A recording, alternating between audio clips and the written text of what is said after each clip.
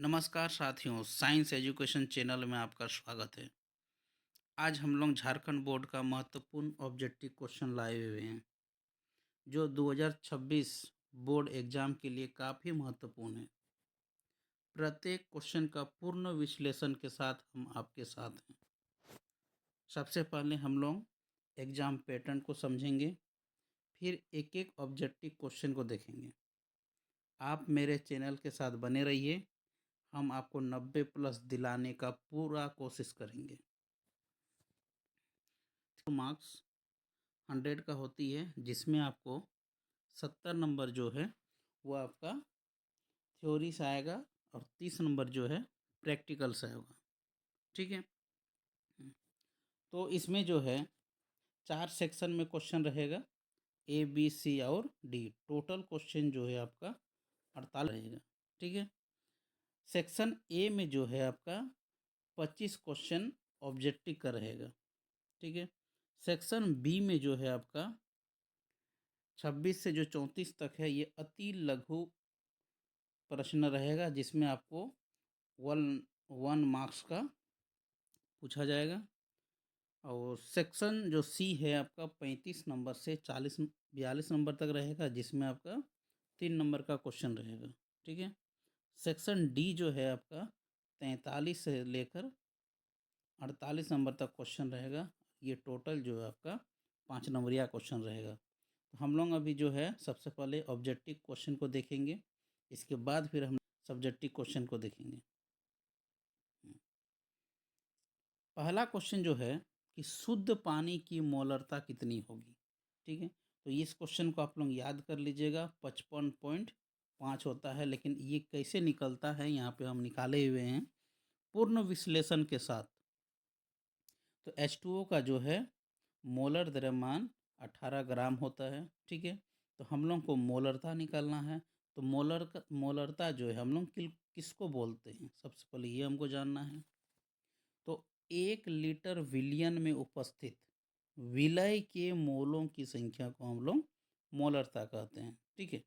तो इसमें देखिए कि मास कितना दिया हुआ, वो 1 लीटर बोला गया। तो 1 लीटर में जो है आपका 1000 ग्राम होता है, और मोलर मास जो है पानी का 18 ग्राम है। तो इसको अगर हम डिवाइड कर देंगे तो 55.55 आता है। तो यही आपका ऑप्शन नंबर बी होगा। ठीक है। दूसरा नंबर जो क्वेश्चन कहा गया है कि निम्नलिखित में कौन सी अभिक्रिया मार्कोनी-कॉफ नियम का पालन करती है। ठीक है। तो सबसे पहले हम लोग को ये जानना है कि मार्कोनी का नियम क्या कहता है। ठीक है। तो वैसा असममित एल्कीन जिसका हम लोग HBr के साथ योग कराएंगे, तो डबल बॉन्ड के जिस कार्बन पर ज़्यादा हाइड्रोजन होगा उस पर हाइड्रोजन जाएगा, और जिस कार्बन पर कम हाइड्रोजन होगा उस पर Br जाएगा। ठीक है। तो यही मार्कोनी ने कहा था। तो इसका ऑप्शन नंबर जो है ये सी होगा। असममित एल्किन हो लेना है, और HBr यहाँ पे आप लोगों को हम रिएक्शन भी दिखा दिए हैं। तो दोनों क्वेश्चन आप लोगों को समझ में आ गया है। कोई दिक्कत हो तो आप लोग कमेंट कर दीजिएगा, फिर से उसका हम विश्लेषण कर देंगे अगला वीडियो में। तीसरा नंबर क्वेश्चन, जलीय CuSO4 के इलेक्ट्रोलाइसिस को जमा किया जाता है, तो किस पर जमा होता है ये, तो कैथोड पे जमा होता है। Option number A. ठीक है। अगला क्वेश्चन, तो ये चौथा नंबर जो क्वेश्चन है ये डी ब्लॉक का क्वेश्चन है। तो 3D सीरीज जो पूछा है ये कहाँ से कहाँ तक होता है। ठीक है। तो इसका ऑप्शन नंबर ए 21 से लेकर 31 तक है। तो यहाँ पे हम लिख दिए हैं बगल में कि 3D जो सीरीज है वो स्कैंडियम से लेकर जिंक तक है, 21 से लेकर 30 तक। 4D सीरीज जो है आपका इटेरियम से लेकर कैडमियम तक है, 39 से लेकर 48 तक है। 5D जो सीरीज है वो लेंथेनियम है, इसके बाद हॉफमियम से लेकर Hg तक 80 तक है। ठीक है। तो लेंथेनियम जो है वो मेरा डी ब्लॉक का एलिमेंट है, ना कि वो मेरा एफ ब्लॉक का। ये क्वेश्चन को याद रखिएगा, हो सकता है कि ये क्वेश्चन भी ऑब्जेक्टिव में आपको डाल दे। ठीक है। 5वां नंबर क्वेश्चन देखिए, CH3CH2 है, ठीक है। तो इसको हम लोग KCN के साथ अभिक्रिया कराए हैं, तो ए प्रोडक्ट क्या होगा, ठीक है। तो यहाँ पे हम रिएक्शन कर लिख दिए हैं यहाँ पे, तो जो CN जो है यहाँ पे आके जुड़ जाएगा और वहाँ से आई जो आयोडीन, वो KI जो है वो बाहर निकल जाएगा। इसका सही आंसर जो है ऑप्शन नंबर बी होगा। समझ में आ गया आप लोगों को? 6ठा नंबर क्वेश्चन है, किसी निश्चित तापमान पर समान प्रासनिक दाब वाले दो विलयनों को कहा जाता है, तो क्या कहा जाता है इसको? आइसोटोनिक विलयन, ऑप्शन नंबर ए, ठीक है। अगला क्वेश्चन इंपॉर्टेंट क्वेश्चन है 7 नंबर वाला, मोलर चालकता सांद्रता के घोल के लिए अधिकतम होगा, कौन सा होगा? तो हम साइड में एक लाइन लिख दिए यहाँ पे, जिसकी सांद्रता कम होगी उसकी मोलर चालकता अधिक होगी। तो इस चारों ऑप्शन में चालकता कम किसका है? तो ऑप्शन नंबर जो है डी, इसका सबसे कम है, इसीलिए इसका मोलर चालकता सबसे ज़्यादा होगा, ठीक है। अगला क्वेश्चन, यह भी इम्पोर्टेंट क्वेश्चन है बहुत ज़्यादा, और एग्जाम में 100% इस तरह का एक क्वेश्चन रहेगा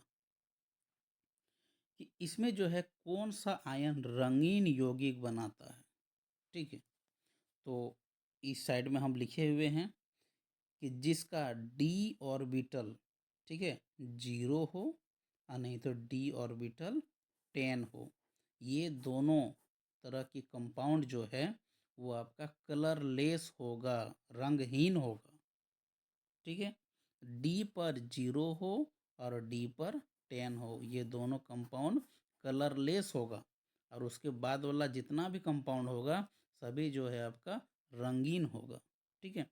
तो स्कैंडियम यहाँ पे जगह चारों ऑप्शन का जो है हम लोग विश्लेषण किए हुए यहाँ पर। तो स्कैंडियम का पहले हम लोग इलेक्ट्रॉनिक विन्यास लिखेंगे, इसके बाद स्कैंडियम 3+ मतलब 3 इलेक्ट्रॉन को हमको वहाँ से हटाना है। तीनों इलेक्ट्रॉन को जब हम हटाए हैं तो वहाँ पे देखिए 3D0 आया है, ठीक है। तो ये 0 है, मतलब ये कलरलेस होगा, ठीक है। अगला जेडन वाला देखिए, तो जेडन है, तो जेडन का इलेक्ट्रॉनिक विन्यास लिखिए, फिर हम लोग Zn2+ का लिखे, तो जैसे Zn2+ का लिखे हम लोग, तो 3D मेरा यहाँ पे 10 है, और जब 3D मेरा 10 है तो ये भी मेरा क्या होगा? कलरलेस होगा, ठीक है।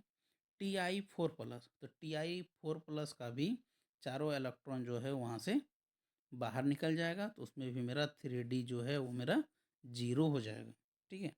लेकिन Mn2+, तो Mn मैग्नीज होता है 25, 25 में 2 हटाएंगे तो यहाँ पे जाके 4s2 इलेक्ट्रॉन मेरा वहाँ से हट गया, तो क्या बच गया मेरा 3D5। आज 3D5 में मेरा 5 जो है वो अनपेयर इलेक्ट्रॉन है, जिसके कारण ये मेरा रंगीन यौगिक का शो करेगा, इसलिए इसका सही ऑप्शन जो है बी नंबर होगा, ठीक है, Mn2+।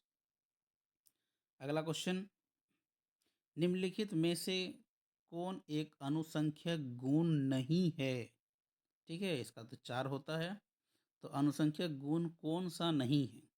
तो ऑप्शन नंबर जो डी है वह नहीं है, वाष्प दबाव के सापेक्ष कम होना, ठीक है।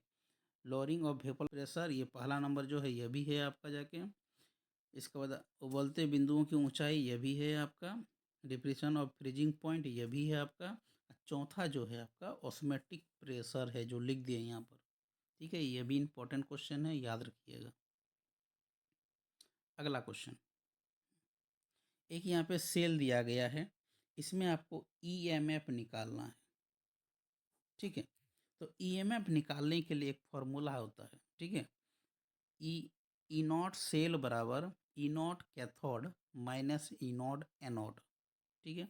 तो कैथोड से हमको एनोड को माइनस कर देना है, तो माइनस करने के बाद जो आंसर निकलेगा वही इसका सही आंसर होगा, ठीक है। नीचे वाला जो ऑप्शन है वो सब गलत दिया गया है।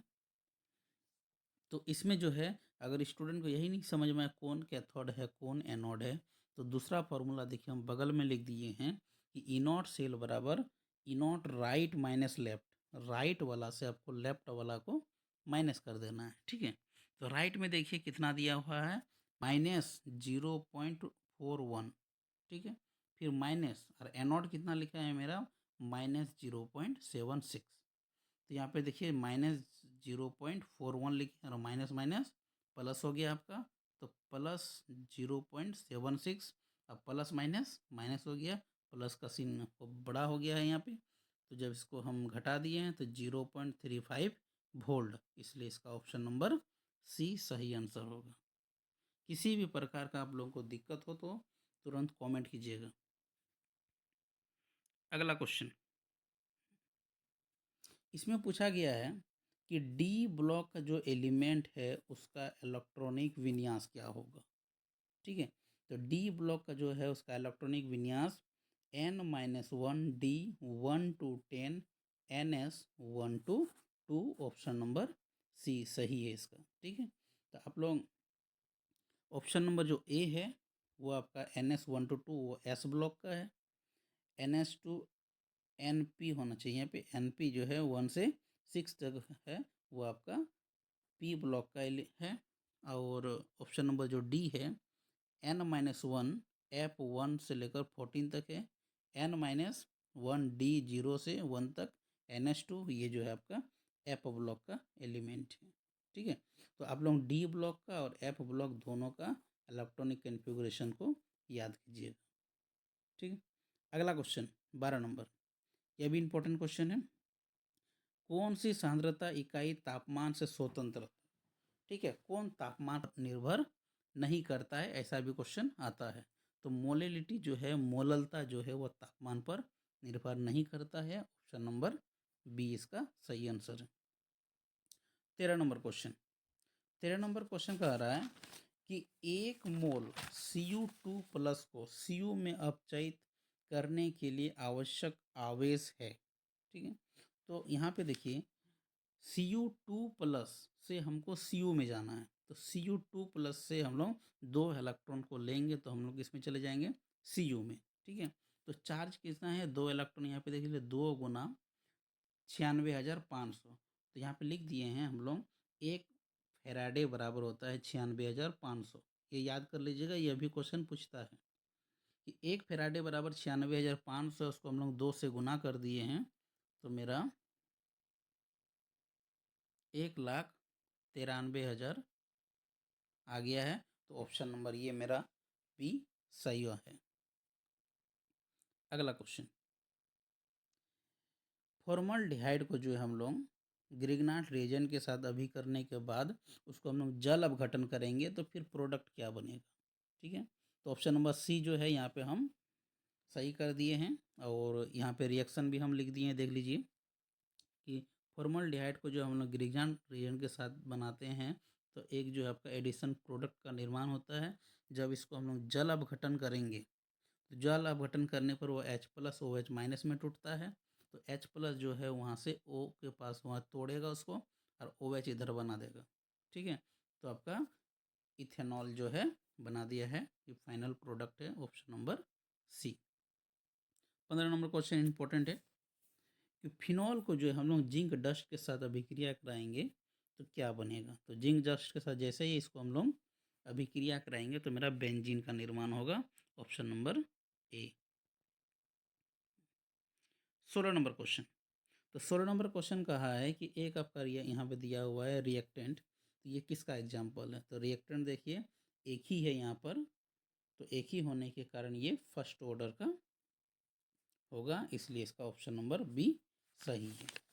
लेकिन अगर किसी तरह इसमें यूनिट निकालने के लिए अगर पूछ दिया जाए कि first order, second order, zero order का क्या यूनिट होगा, तो यूनिट निकालने के लिए फॉर्मूला होता है mole litre inverse 1 - n second inverse. ठीक है, तो n का जगह में अगर 1 बैठा देंगे तो मेरा फर्स्ट ऑर्डर के लिए यूनिट निकल जाएगा, n के जगह अगर 2 बैठा देंगे तो सेकेंड ऑर्डर के लिए होगा, और n के जगह अगर 0 बैठा देंगे तो मेरा जीरो ऑर्डर के लिए होगा। तो यूनिट भी आप लोग याद रखिएगा, हो सकता है क्वेश्चन यूनिट से पूछ दे। अगला क्वेश्चन 17 नंबर, 17 नंबर में क्वेश्चन पूछ रहा है ये चारों एलिमेंट में से किसका सबसे ज़्यादा ऑक्सीडेशन नंबर होगा। ठीक है, तो Mn का जो है मैग्नीज का सबसे ज़्यादा ऑक्सीडेशन नंबर होगा, इसका ऑक्सीडेशन आपका +7 तक होता है। ठीक है, 18 नंबर क्वेश्चन, ये जो कंपाउंड दिया है 18 नंबर में, इसका आपको कोऑर्डिनेशन नंबर और ऑक्सीडेशन नंबर दोनों पूछा गया है इसमें, ठीक है। तो सबसे पहले कोऑर्डिनेशन नंबर पूछा है, इसके बाद आपका ऑक्सीडेशन नंबर। तो कोऑर्डिनेशन नंबर देखिए कैसे निकालेंगे, तो लिगेंड जो है ये कौन सा लिगेंड है, ठीक है, C2O4। तो C2O4 जो है ये ऑक्जेलेट आयन है। तो ऑक्जेलेट आयन जो है वो बाइडेंटेड लिगेंड होता है, ठीक है। तो बाइडेंटेड लिगेंड होने के कारण इसका जो मान जो है उसका 2 हो जाएगा, और 2 और कितना है, तो गुना है 3 से, ठीक है। तो 3 दूना कितना हो गया, 6। तो 6 वाला ऑप्शन आपका सही होगा। तो ऑप्शन यहाँ पे देखिए, तो 6 वाला ऑप्शन आपका ए नंबर भी दिख रहा है और सी नंबर भी दिख रहा है, बी और डी दोनों नहीं होगा। तो ए और सी दोनों में से कोई एक होगा। दूसरा क्वेश्चन इसमें पूछ दिया है कि ऑक्सीडेशन नंबर निकालना है आयरन का, ठीक है। तो यहाँ पे देखिए बगल में लिख दिए हम, माना कि Fe आयरन का जो है ऑक्सीडेशन नंबर को हम लोग एक्स मान लिए हैं। तो एक्स प्लस ये बाइडेंटेड लिगेंड है, बाइडेंटेड लिगेंड होने के कारण इसका -2 वैल्यू है, 3 से मल्टीप्लाई कर दिए इक्वल टू, यहाँ पे देखिए पावर में दिया हुआ आपका -3, तो -3 यहाँ पे लिखे हैं। तो 3 दूना कितना हो गया यहाँ पे, -6 बराबर -3। तो x बराबर -3 उधर है, और -6 को उठा के जब उधर ले जाएंगे हम तो +6 हो जाएगा। तो x बराबर कितना निकल गया मेरा, +3। तो +3 जैसे ही निकला तो कोऑर्डिनेशन नंबर 6 हो गया और ऑक्सीडेशन नंबर आपका 3 हो गया। तो ऑप्शन नंबर ए इसका सही आंसर होगा, ठीक है।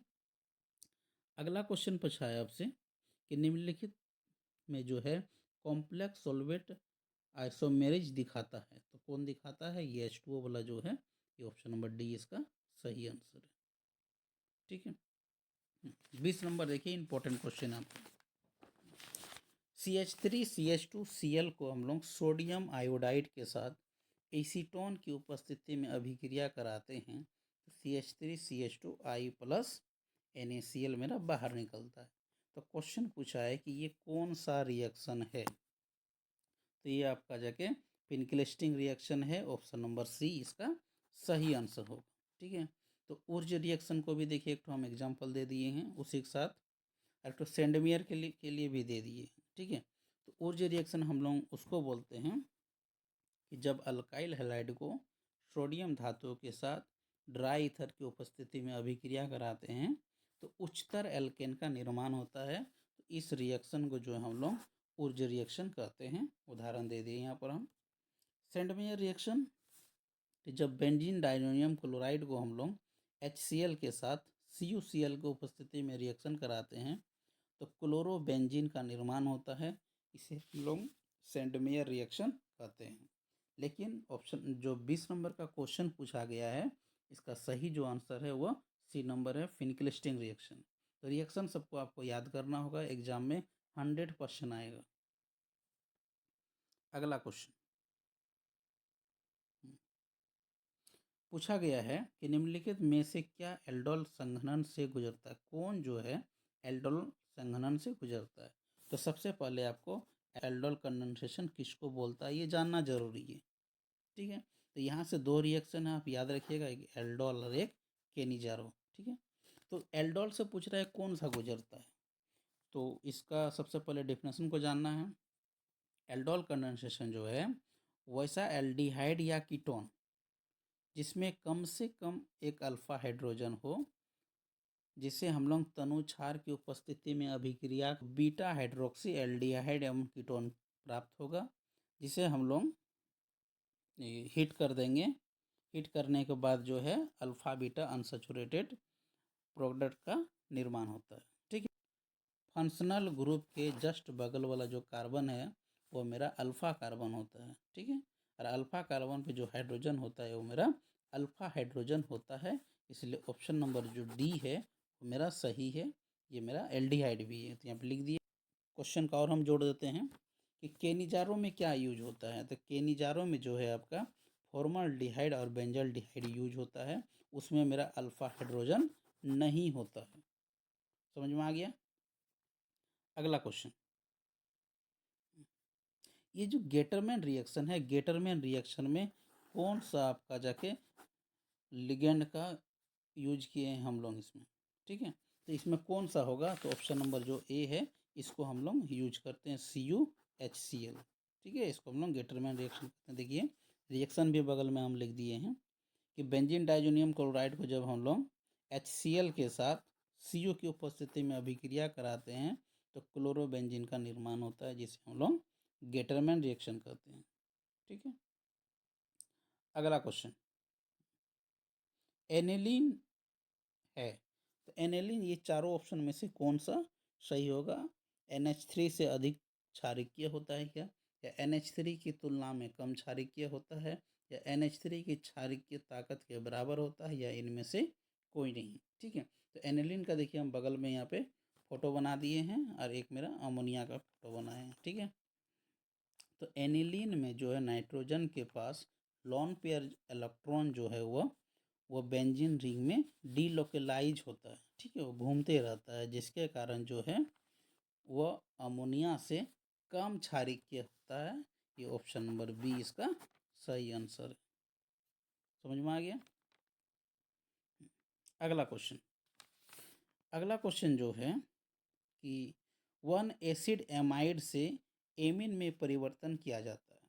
ठीक है, तो वन एसिड एमाइड से हमको एमीन में बदलेंगे तो ये कौन सा रिएक्शन होता है? ठीक है, तो इस रिएक्शन को हम लोग कहते हैं हॉफमैन ब्रोमाइड डिग्रेडेशन रिएक्शन।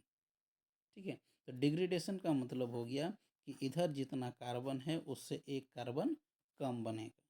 ठीक है, तो यहाँ देखिए एमाइड है, एमाइड को हम लोग KOH के साथ और Br2 के साथ जब रिएक्शन करते हैं तो मेरा एमीन का निर्माण होता है। ठीक है, ये जो CO है ये CO आपका वहाँ जाके बाहर हो जाता है। ठीक है, तो इस रिएक्शन को हम लोग हॉफमैन ब्रोमाइड रिएक्शन कहते हैं।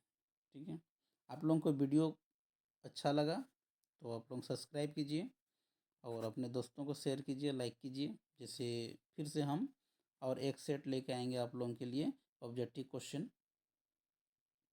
अगला क्वेश्चन हम लोग देखते हैं, इम्पोर्टेंट क्वेश्चन है। माल्टोज को जो है हम लोग जल अपघटन करेंगे तो क्या बनेगा? ठीक है, यही क्वेश्चन यहाँ पे पूछा गया है। तो माल्टोज को जल अपघटन करेंगे हम लोग तो ग्लूकोज प्लस ग्लूकोज बनता है। ये ऑप्शन नंबर सी आपका सही ऑप्शन है। लेकिन यहाँ पे जो ऑप्शन नंबर ए है, ऑप्शन नंबर बी है, इसके बारे में भी हम लोग यहाँ पे डिस्कस करेंगे। तो आप लोग जितने भी नए स्टूडेंट हैं चैनल को सब्सक्राइब कीजिए, अपने दोस्तों को शेयर कीजिए। देखिए यहाँ पर पहला जो ऑप्शन है यहाँ पे ग्लूकोज प्लस गैलेक्टोज। ठीक है, तो हम लोग लैक्टोज को अगर हम लोग जल अपघटन कर रहे हैं तो आपका जाके ग्लूकोज प्लस गैलेक्टोज का निर्माण होता है। ठीक है, option number B sucrose, sucrose को हम लोग जल अपघटन कर रहे हैं इन्वर्टेज की उपस्थिति में तो ग्लूकोज प्लस फ्रुक्टोज का निर्माण होता है। ठीक है, माल्टोज को यदि हम लोग जल अपघटन कर रहे हैं और माल्टेज की उपस्थिति में तो ग्लूकोज प्लस ग्लूकोज का निर्माण होता है। यही आपका क्वेश्चन यहाँ पर पूछा गया है कि माल्टोज को हम लोग उसको जल अपघटन करेंगे तो क्या बनेगा, तो ग्लूकोज प्लस ग्लूकोज बन रहा है। ठीक है, तो आप लोगों से निवेदन यही है कि चैनल को ज़्यादा से ज़्यादा सब्सक्राइब कीजिए, अपने दोस्तों को शेयर कीजिए एकदम। आप लोगों के लिए जो है हम लगभग 350 ऑब्जेक्टिव क्वेश्चन लेके आएंगे, उसमें से आपका 25 क्वेश्चन 100% आएगा। इसके बाद जो है आप लोगों के लिए हम प्रत्येक chapter by chapter important question को हम लेके आएंगे, तो उसको आप लोग याद कीजिएगा। आज के लिए हम लोग यहीं तक रखते हैं, तब तक के लिए धन्यवाद।